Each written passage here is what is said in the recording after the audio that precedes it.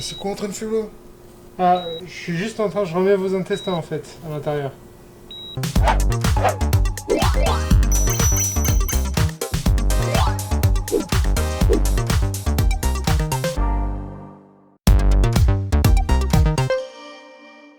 Bon alors, est-ce qu'une anesthésie c'est risqué? Ça sert à rien de bluffer.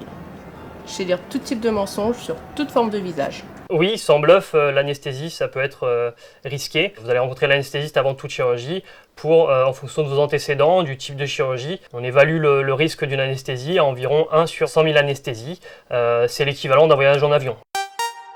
C'est possible de ne pas se réveiller? C'est des cas extrêmement rares lors de complications sévères, souvent chez des patients qui sont très malades, où la chirurgie et l'anesthésie sont pratiquées en urgence. Ok, je me couche. Tu l'as? Anesthésie, poker, all-in. Pourquoi ils mettent la perfusion sur mon bras ou bien sur mon main avant l'anesthésie? En fait, la perfusion, c'est notre outil de travail principal. C'est aussi pour nous un outil de sécurité important, puisque c'est par cette voie qu'on va pouvoir vous donner des médicaments en cas de complications. Alors effectivement au bras ou à la main ou parfois à d'autres endroits, par une équipe de professionnels, infirmiers ou médecins, qui a l'habitude de le faire et qui le posera là où ça lui semble le plus facile. C'est pour ça que les sites sont parfois différents. Ah ouais, non, mais laisse tomber, il bluffe, hein. C'est au cas où tu te réveilles pas. C'est quoi en train de faire là? Ah, je suis juste en train, je remets vos intestins en fait, à l'intérieur. Docteur, tout le temps, il demande à moi, là, pendant l'anesthésie générale, il n'est pas réveillé, ça? Non, ça arrive jamais ça. C'est... Ok. Il faut dormir maintenant. Allez, bon, envoyez, alors. Bon. Vous pourrez lire sur internet que les patients se sont réveillés pendant l'anesthésie et ont tout senti. C'est un peu différent de la réalité. C'est aussi répété parfois lors des phases d'endormissement et de réveil. C'est des zones où le patient est un petit peu perdu, hein, donc il ne sait plus trop si c'est pendant la chirurgie ou alors qu'il est en train de s'endormir ou se réveiller. La totalité de l'intervention de l'anesthésie, vous êtes surveillé par l'équipe d'anesthésie, infirmier ou médecin. Bonjour, docteur. Dis-moi, un coup il endort mon Jean, un coup il endort à moi. Mais pourquoi il y a deux types d'anesthésie en fait?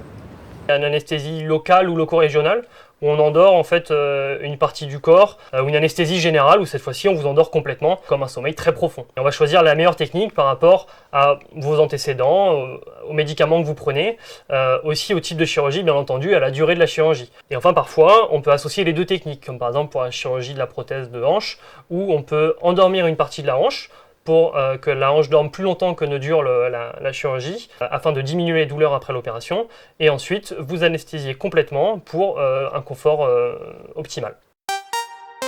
Alors je vais avoir mal quand je vais me réveiller? Je pose la question, mais je suis all-in sur que oui, hein. Parce qu'en général, quand tu vas te faire anesthésier, c'est pas pour te faire un massage californien. Dès votre arrivée à l'hôpital, et surtout pendant que vous dormez, pendant l'anesthésie, on va vous donner des médicaments pour la douleur par les perfusions qu'on vous a posées avant de vous endormir. Et continuent leur effet à votre réveil. Ce n'est pas le cas, dans tous les cas, vous allez en salle de réveil et pendant ce temps-là, on va réévaluer régulièrement votre confort et votre niveau de douleur. Docteur, mais il est sûr l'anesthésie provoque bonne allergie.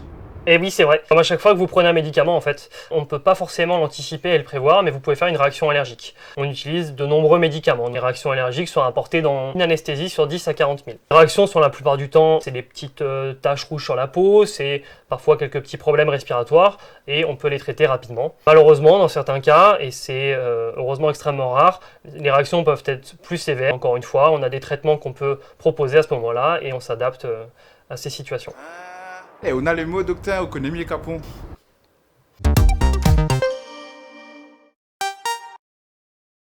Bobo. Pour les bobos. Bobo.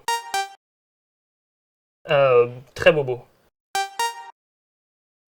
Et boire après, moins bobo, mais ça reste bobo. Les premières 24 heures. Tu veux dans le nez, un peu bobo. Pas bobo, très utile. Bobo. Drôle de bobo.